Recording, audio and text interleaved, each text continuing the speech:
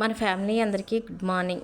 ఈరోజు నాకు ఉదయం లేచిన దగ్గర నుంచి మనసుకు చాలా బాధ అనిపిస్తుంది. మాకెళ్ళి వర్షం పడింది, మీకెళ్ళి కూడా వర్షం పడిందా? వర్షం పడినందుకేనండి నా బాధ. ఎందుకు బాధ?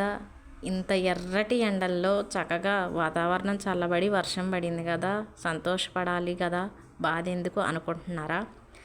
బాధ ఎందుకంటే ఇప్పుడు వ్యవసాయం చేసే ప్రతి రైతు పంటకి చేతికి వచ్చే టైం కదా, వరి కోతలు దగ్గరికి వచ్చినాయి. కొంతమంది అయితే వరి కోసి కళ్ళంలో వడ్లు ఆరబోసుకొని అన్నారు, కొంత ఏమో కోతకి రెడీగా ఉంది. ఇక మిరపకాయలు కూడా చాలామంది కోసి మా చుట్టుపక్కల అయితే కళ్ళంలో ఉంచారు.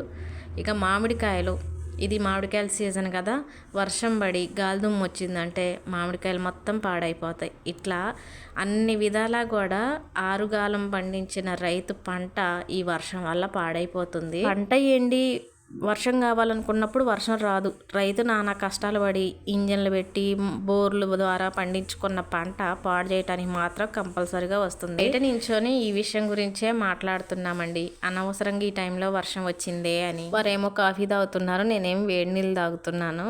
అయితే మనం మాట్లాడుకోవటం, బాధపడటం తప్పితే ఈ వర్షాన్ని మనం ఆపలేము కదా. కానీ ఈ టైంలో వర్షం రాకుండా ఉంటే రైతుకు మేలు జరిగేది.